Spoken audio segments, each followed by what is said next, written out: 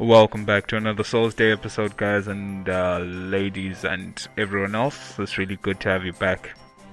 And this will be Souls Day, another Souls Day episode. Yeah, but let's just get straight to it, I guess. Well, in this part, as you would have seen in the last video, I just defeated Quelaag, and I'll be making my way towards Sen's Fortress. So this little interlude, should I call it, will be the interlude to Sen's Fortress. Just me talking about a few things as I pretty much make the run there. There are a few things I did cut out because the run did become relatively long, and I don't think anyone really wanted to watch the entire run. And I guess me running out of hard drive space and the recording actually stopping helped me realize that, as I just got to skip part of the run and continue the recording elsewhere. But anyway, that's just simple mechanics. Who cares much about that? Let's get back to Dark Souls.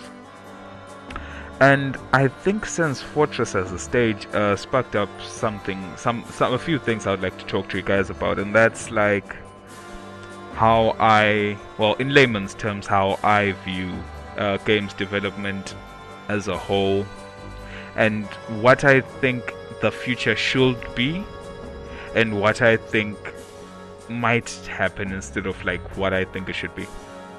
So generally, that's just a few things I would like to talk to you guys about.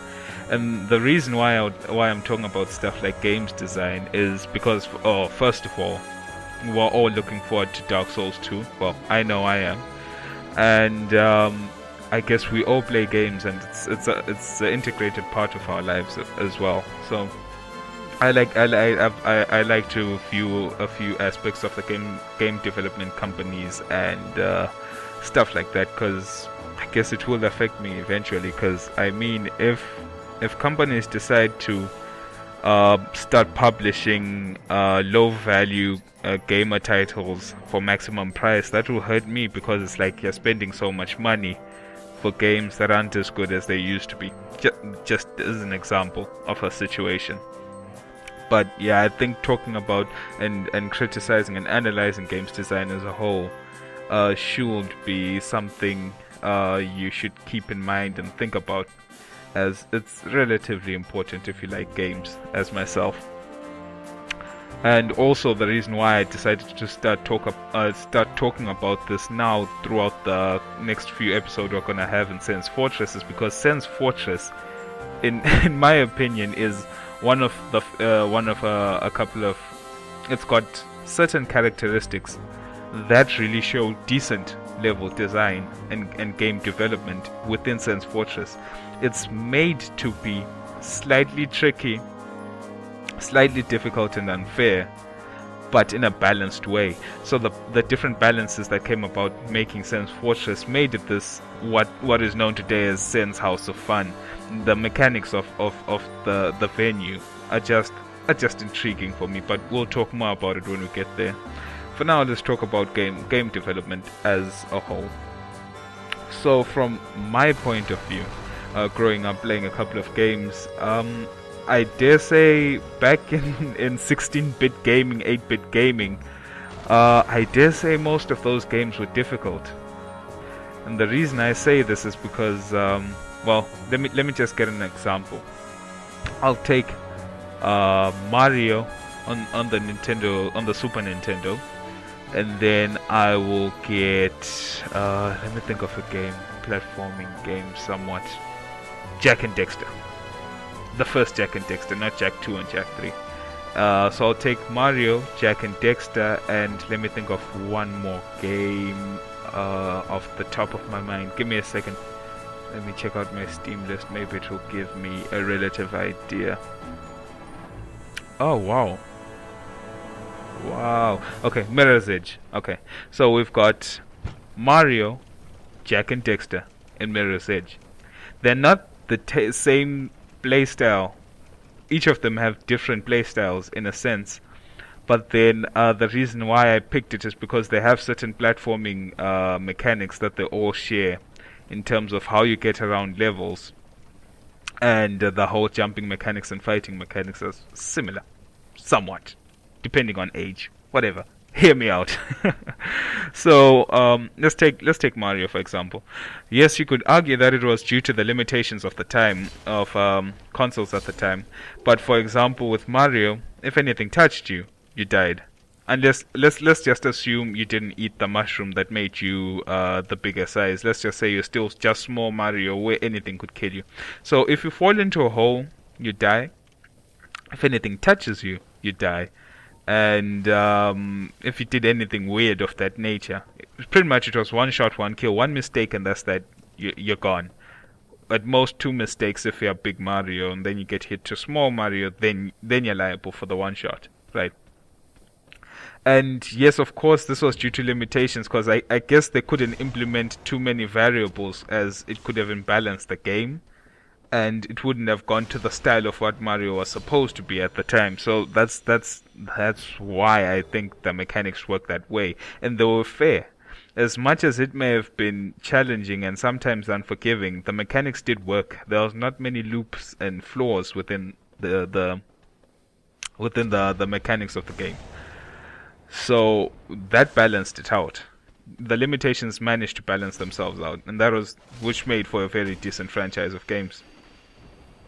And then now let's look at something like Jak and Daxter. So Mario, let's just say early 90s, was an early 90s platforming game, right? And then let's take a look at Jak and Daxter, which was one of the opening platformers for the PS2. And this was probably about the year 2000, end of 2000, beginning of 2001. I don't really remember. I was really young back then. But anyway, I'd had the console and I'd had the game, and it really blew my mind. It was, in terms of platform games at the time, that platform game really rocked my mind, and it really, really was a good game. But then, due to the advancement of technology, now game developers could implement more variables into their games and deeper coding, and therefore you could have more events, more situations, and more outcomes all happening within certain situations, more than they could have in 18-bit. I mean, by this time games were 3D. That's already a big step, because you have that extra dimension to consider now as compared to the 2D scrolling plane of Mario. So Mario being 2D had its limitations due to that, just as an example. So now with Jak and Daxter, now you could get attacked by these different monsters from all three dimensions now, as I said, not just two. And the reason why I guess I used Mario and Jak and Daxter is because, well, I guess in both games you could kind of jump on someone's head and kill them. So that's pretty much like the way I drew that relation together. But then now with the advancement of technology in terms of the raw power and computational power of the actual machines running these games, you could implement bigger stages, more monsters, more situations, as these certain monsters and stages are more and more and more and have high variety. And yeah, I guess you could say that was a boundary shift, in terms of games development. You're given this bigger playground to work with, from 2D in terms of 16-bit, 8-bit gaming, and then next thing we're up onto the what was considered the new age of gaming, the age of gaming that saw the CDs come into worldly view, and all of a sudden we had these big games. And so in terms of Jak and Daxter, you had bigger field of play, so that means more to introduce to your environments, and of course more monsters, more variety, which made for longer games. And so with this variety you could compute more outcomes than you could with Mario, just as an example. So game development at the time was really taking a big twist, because taking that shift from 2D to 3D really boosted the computational power and what people could expect. Now I feel that if it were a curve, it started to plateau, Because of course, it's not like we've invented 4D gaming. No, we're still gaming in 3D. But then we are still having some technical advancements in terms of the processing power of these machines and the amounts of RAM we get, and the graphical processing units are getting more powerful and more powerful as time has gone on. So people have been finding different ways and different techniques to employ better graphics and to compute more variables into these games, which is all fair and good, which meant bigger, larger, more various games, right? As technically you could do whatever you want. But then, well, like the saying goes, there's nothing new under the sun. So I found that it was really hard to find a game that stood out. As I went, like, for example, throughout the PS2 era, the first Xbox, the Nintendo GameCube, that era, I found that they were rare gems, games that really pushed social boundaries and made you think about stuff. Those games stood out. And most of them didn't really use high-tech maneuvers to pull this off. It was just the way the stories were told that made them better. So yes, fair and fine, game development has a various array of elements it could use to introduce a game to you and make you like it, and that's exactly what I like. But then there was a time, like when I moved over to the PC, everything I played seemed to be first person one way or another. There was a time I'd went from one first person game to another first person game to another first person game, no matter the type of game. It was all in first person mode. But then that's no problem. I have nothing against first person games. I've played quite a couple of decent first person games, but then when variety lacks, you start having problems. That's what I believe. And I didn't really like it that much. Oh, by the way, this is the part where I cut out the rest of the run, just so you know. Don't be scared when you see the screen fading to black. But anyway, what I'd done was I went to the moss lady in the tunnel, and I bought a whole bunch of stuff from her that I think I would need throughout Sen's Fortress, the most important being the charcoal resin.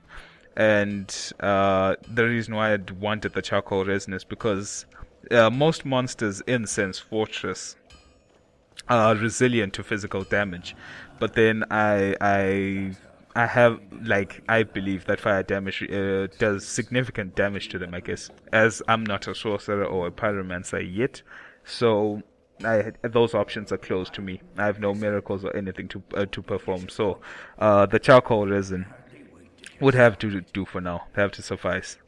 And I guess I will upgrade some of my weapons to +10, as I've got a couple of large titanite shards, but only after Sen's Fortress though. Whenever got some souls to actually spend and buy more large titanite shards. Excuse me. But anyway, back to game development. Now in this current era of games, as we're crossing over from different platforms, from, like, for example, PS3 to PS4, Xbox 360 to Xbox One, blah blah blah, and many other consoles developing, and me being on the PC just enjoying the new tech that keeps on coming out to further improve the environment that the PC has to offer. It's really getting tough, because I feel that people are now being restricted by their imaginations. You know what I mean? Like I said, there's nothing new under the sun. So I believe that really, as much as human beings may try advanced technology, our imagination is really what is letting us down, and that's why you see a lack of variety sometimes in different products, in different games, in different gadgets, and so on. So that's right now. I guess that would be the point I would like to stress for now. But then the question would be, how can this be overcome? How can we use more of our brain to understand this world we live in, to try exploit it more, but in an efficient way and in a beneficial way for all of us? And I don't know. Honestly, don't know how it will be done. I'm genuinely scared.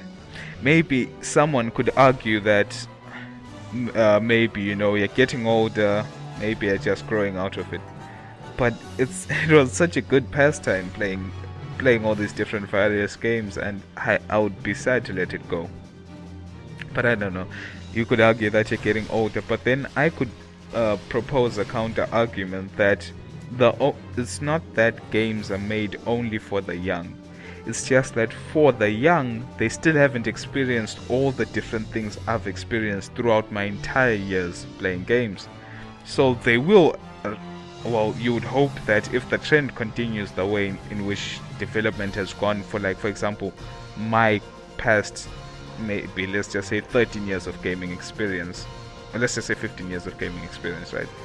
In those past 15 years, if the rate of development is the same for the children of this day and age, someone will reach the stage I've reached in terms of how much I've played and how much I've analyzed the situation, and they might say the same thing, which could really bring about this question I have, like, what can be done to further improve what we have without destroying something?